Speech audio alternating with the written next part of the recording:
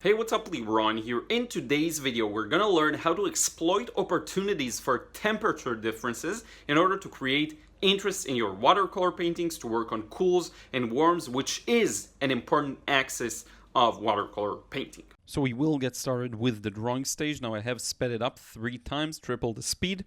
I will include in the description box also a good picture of my final drawing if you just want to trace and then get started directly with the painting. But in any case, the important thing to pay attention to here is perspective. As we're dealing with a cityscape, and you will see me kind of messing it up and then making corrections as I go along, and that's perfectly fine. You won't get everything right the first time, but because this is a cityscape, you do have to take into consideration the perspective of things and things kind of lining up properly. All of these stairs, you'll notice that the line up top, the first line I drew, is almost kind of the horizon line, because the ground there, quote unquote ground, the flat plane is almost completely disappearing. If you look at the stairs, look at their top parts where they're more lit. They become narrower and narrower the upper we go because they get close to that kind of a line. I have explained perspective in other videos in more detail, so you may want to check these out. This is just kind of a general explanation. But once I have that grid of perspective, everything falls on that. Now, there is a gentle 3-point perspective here. If you'll notice, the different vertical lines don't line up perfectly with the edge of the photo, meaning they're not perfectly vertical. And that's due to the fact that we're looking up at this staircase, whatever. So you see I'm putting in the different kind of areas for the stairs, but then I have to divide them to the stairs top plane, this, and their front plane, the one that's facing towards us. And those top planes become wider and wider the more they're closer to us, because we see more of them because we're looking at them more from above. Perspective is kind of this interesting thing where once you understand it, everything works well together and you really understand why this influences that and the angle and all of those good stuff. But at first it can be a little challenging. Okay, now I've kind of messed up the shape of these rails. You will see it later, but I did a decent job at it, I think.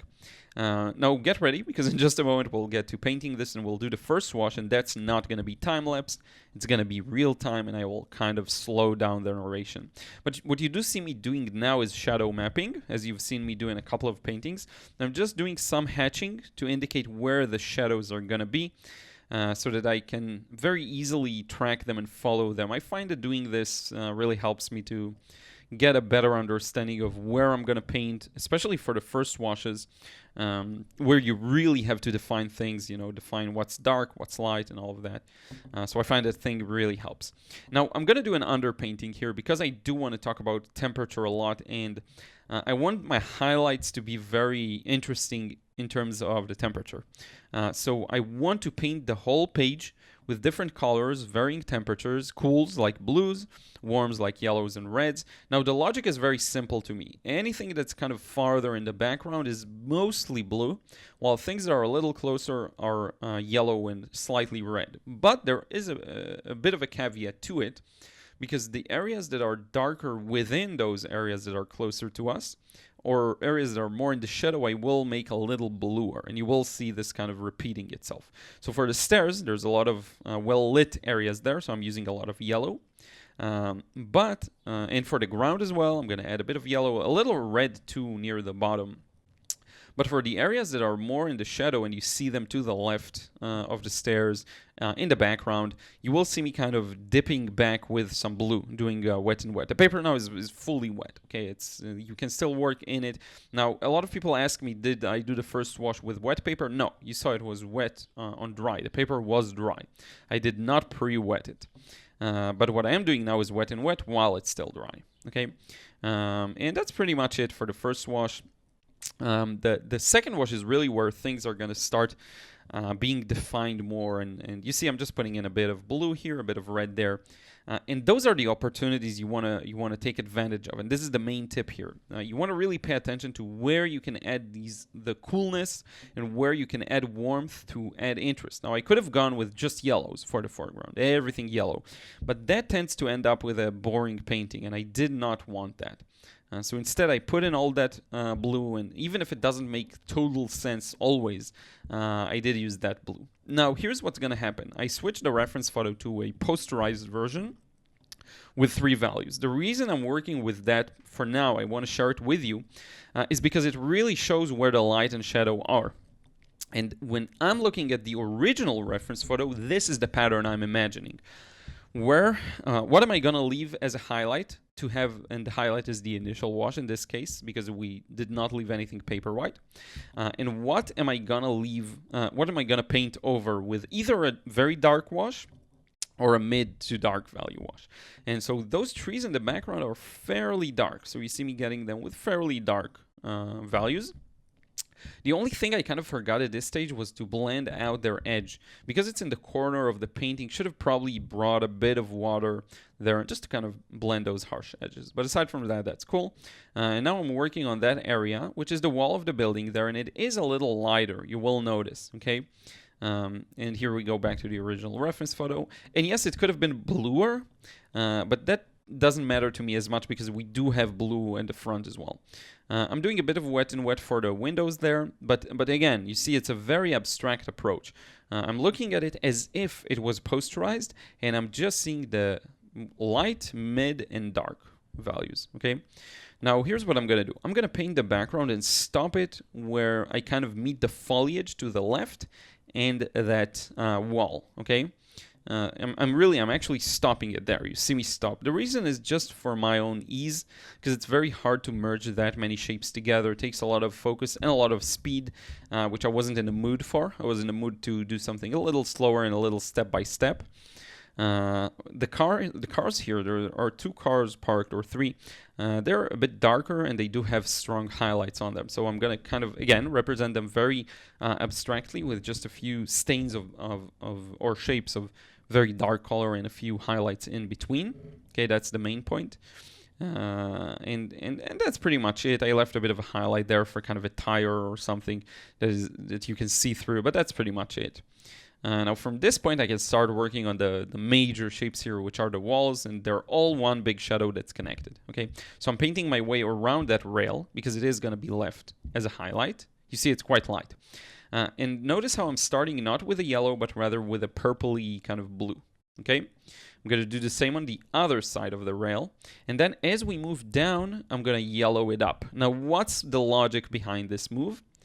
As we get closer to the ground, there's more reflected light by the highlights coming back from the highlighted part in the ground. So any stairs that are strongly lit, you will actually see this. You'll see them bouncing back light on the wall, which is why the bottom of the wall is slightly lighter than the top. And I want to make use of that effect. So I'm not just filling it in with yellows, I'm really trying to push that contrast in temperature. So I started with this purple and then I'm moving on to yellow. And also on the stairs you'll see this. I started with slightly purple because they're connected, and then I'm slowly moving into a more and more yellow kind of version of that color. And notice how my colors are very organic. It's very rare, and here we go back to the posterized image, so you see everything is connected. It's very rare for colors to be just a pure yellow. That's usually for artificial stuff, for signs, for, you know, everything you see outside that's human made, but for these things it's very organic. It's just, you know, whatever, tiles of rocks that create these, so it's very rare to see a strong color. Look at this. I'm putting in blue, or kind of a muted purple blue, and then I'm starting to switch next to the bottom, and I'm even putting a bit more blue into it because it wasn't blue enough. And I'm starting to, and I will switch next to near the bottom into yellow. You see? Now at this stage, you'll have to remember everything is connected. So a bit of technique is necessary just to make sure that you get everything merged together. So you see I'm mixing a bit of warm. I'm going to put it under that blue. And I have to connect this area I'm working on at the moment to the stairs and to the left, that I still haven't finished that left section.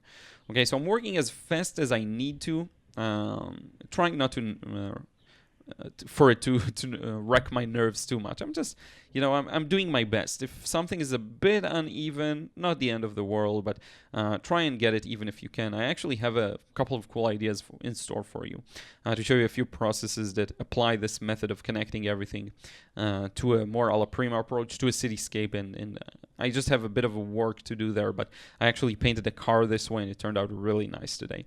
That white highlight to the left is that edge of the rail. I'll actually get rid of it later and kind of mute it a bit more because it's not as important.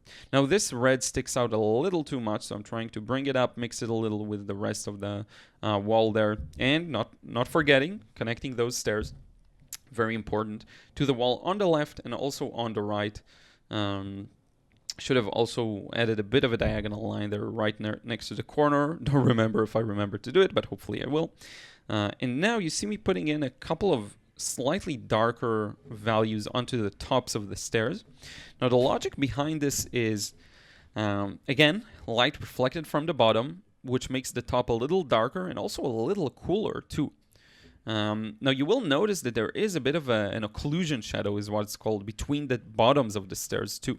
So I'm putting that in as well. So it's a funny situation where the top is darker and the bottom is darker, and the center is kind of the lightest. So you have a bit of wiggle room. You don't have to really boldly pronounce any of these effects. It just depends on whatever you want to show. So remember, you have that artistic freedom. Now I'm putting in a bit of that very bright May green, it's called, and then a bit of yellow ochre. And then once I got that in, I'm going to paint the shadows around it, connected to it. This is a trick I sometimes use to get a bit of flow between the shadows and the highlights. So I'm not just painting the shadows and maybe then painting the mid values or the highlights. I kind of put them together. Not necessarily the best, and of course, had I worked in opaque medium, I'll go back and paint over it and add more of those specific leaves. But for the effect I'm after, that's kind of a good way of doing it, a good, quick, economical way of doing it. Should have probably also sprayed on it some water because it is in the corner and you don't want it to take too much attention. To be honest with you, there's a lot of things here in terms of the overall composition that I could have done a lot better. But the one thing that was the goal here, and it is to get those strong temperature shifts and really exploit them fully and make them very visible. That aspect I did do successfully, so at least probably the goal is achieved. And by the way, sorry, I bumped the mic. Hopefully it wasn't too loud of a noise. Now I'm filling in that wall I told you that I'm going to stop with the first wash at. And you'll notice the shape of the rail, this right rail, kind of messed it up. Should go way more. I don't know why I followed the line that way. Negative painting is hard. So yeah. You would normally, if you'd work with an opaque medium, you'll paint it afterwards on top of. Or you'll have a bit more control. Even though it is a fix that is doable. And probably if this was a live stream, I would have gone, you want me to try and fix that? And we'd try and fix that by adding a bit of opaque paint. Again, nothing is really the end of the world. Opaque paint and then fill in the area that shouldn't be highlighted with the same color as the background. So again, a lot can be avoided and can be improved. That's fine. But to me, it was good enough. And one more thing, the stairs here are the thing that attracted me to this scene. And I feel like I got them pretty nicely in, so that's fine. Now you see I'm just adding this gentle shadow here for the rail on the left, just to kind of, I like that effect. Even though it's not a big prominent part of the scene, I kind of like the way it looks, so I decided to add it. Now the main thing left here is to just darken a few spots between the stairs, on the wall that's closest to us and so on, and also to add some texture by adding perhaps a few of the indications of the tiles, the sidewalk, all of that. And at this stage, really, it's like 90 or 80% of the painting is done. It may seem like that's not the case, but to be honest with you, it is. That's the hard part of interpretation. And any mistakes that I made or that I feel I made in this, in the composition, all of that, they were already made. So there isn't much to do about them at this stage. You just have to kind of embrace it and go with whatever you built. Sorry, I rearranged my chair. Just kind of go with whatever you built, and hopefully that works out. But you see, I'm just adding a bit of solidness or solidity. I don't know what the right way of saying it, to the ground. That kind of a thing helps to anchor it. Same gonna be for the walls. and for the rails, because some areas there are highlighted that shouldn't be. So you see I'm kind of darkening some of them.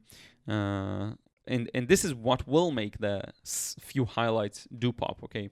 The rail at the back is very interesting. There's both reflected light from the bottom, and you can really see this, the other rail, the right rail. The bottom is really bright, and then there's a shadow in the middle, and then there's still a highlight above it. Actually, a very interesting effect, and if I were to paint this again, I would have probably paid a little more attention to the rails and probably planned my washes a little more. But that's a given. I did try to merge a lot of shapes together. An alternative method would be to, and again, I have to darken these a bit because they are dark. An alternative method would be to really work slowly at each individual section of the painting and really get it to, I guess, work individually. So you devote more time to mix the right value for the background and the right color and the right temperature. And the sky, for example, the sky is a little bit of a stronger blue. Didn't really care about it in this painting. Really slowly render each and every side of the stairs. That's a valid approach. It's not one that I enjoy as much regularly. I do enjoy it sometimes. Sometimes I have this need to do something a little more realistic and a little slower and careful and more deliberate. But for the most part, my bread and butter, you probably know already by now, is this. The looser I can get it, the more I can kind of let the paint do its thing, the better. But I do hope to do a couple of other works like the one I just mentioned. Again, I actually painted a car today in what I consider the perfect approach. Both letting things connect and working kind of a la prima, but also getting that good realistic spark of things working very well together. Now, another alternative approach here, what I'm doing is, in a very fragmented way, I'm exaggerating the temperature. So for the left section, I'm exaggerating the purple versus yellow. For the bottom, it's blue versus red. What you can also do, and some would argue is a better approach, is to really do this based on the overall composition. So in that case, and here I am adding some texture to the walls, in that case, I would not exploit as much of the temperature in the foreground. I'd probably go for a background cool, foreground is entirely warmer, and maybe do a bit of it there. A bit of slightly cool yellow versus a warmer yellow. So you can really change the scale of every factor. You can decide to follow the things as you see them, or you can exaggerate them. But if you exaggerate them, you can decide how much you want to exaggerate them. Again, I can decide to look at every section individually and think to myself, what's the cool area here? What's the warm area? Or I can do this at a bird's eye view, kind of all of the painting. So all of this staircase up front is a little warmer, but the background is cooler. And that way you'll get a bit of a different arrangement of temperatures. Okay, so have all of these things in mind. Not during the painting, that's fine. I mean, focus on the painting while you're painting, but have these things in mind after you finish the painting. And then think to yourself, maybe I want to do another version that looks at the temperatures a little differently. And instead of looking at them section by section, it looks overall and thinks to itself, okay, the background is cooler, so everything behind that wall or tiles or staircase is cooler, like the building and the trees in the background and all of that. But all the foreground is warmer, okay? So again, you have a lot of freedom there. And now I'm adding a bit more shadows to where they kind of blended too much. An alternative kind of approach is to add a shadow and then spray a bit of water on it, and that helps loosen it a bit. Or you can pre-wet and then put. I try both, depending on the situation. Sometimes I'll try both for the same painting. But these lines are relatively easy to make. They're like drawing. Now, a lot of people I do know have trouble with vertical and horizontal lines and straight lines in general. Try working with rotating the paper to the angle that's easiest for you to draw the line while still maintaining orientation, because that can be complex too. Like you may feel like you're rotating the paper, but then you're like, which way should the line go? So that's also a thing that can happen. So pay attention to that. But you can also fill in a couple of pages with straight lines and try and really improve that skill. There's a lot you can do to improve it. But don't worry if it's a bit hard at first. You know, the brush won't do what you want at first. Now, this front wall felt to me like it should be significantly darker than the stairs. So I'm going over it with another wash. Don't let that mislead you. It's still quite a light wash, but it does have some strength to it. And it is, you see, a bit more red in some regards. Hopefully I'll fix that weird... Okay, I didn't. That's too bad. There's a weird indent near the bottom of that area. But in any case, adding a few shadows there, you see there are some occlusion shadows, which basically means area where the light can't reach as much. They're more well hidden in those corners between the wall and the stairs. So they're a bit complex, and I definitely did not go for the full nuance here, because again, you have to take into consideration bounce light, and it's very complex for me too. It's not like I decided, oh, for this demo, I'll make it simplified for you to understand. No, it's also hard for me. So I decided not to do it for this one. And again, you see, it just doesn't feel like there's enough strength, so I'm going back over it. Especially the foreground needs to be a little darker. So I'm going and darkening those steps again and again and again. Going kind of against what I said earlier, by the way, of the bottom being a little lighter. Just because well, it is complex. The top and bottom should be darker. So yeah. But I guess this is pretty much done. I'm just going to sign this, remove the tape in just a second, and you'll see the result. Hopefully you like it. From afar, I really like this one. I think it nails the overall thing, but it is a bit sloppy up close, which I'm still fine with. So it sometimes happens. Sometimes the painting may feel a little sloppy up close, but when you look at it from afar, it's funny how much more realistic it gets. So that's really funny. It's too bad I didn't run this at double speed, but in any case, here we go, removing the tape. First side is gone, second also gone, right and top, and here's the final result. We'll also show you a pic of it. I really hope you enjoyed this one, and now let's wrap it up.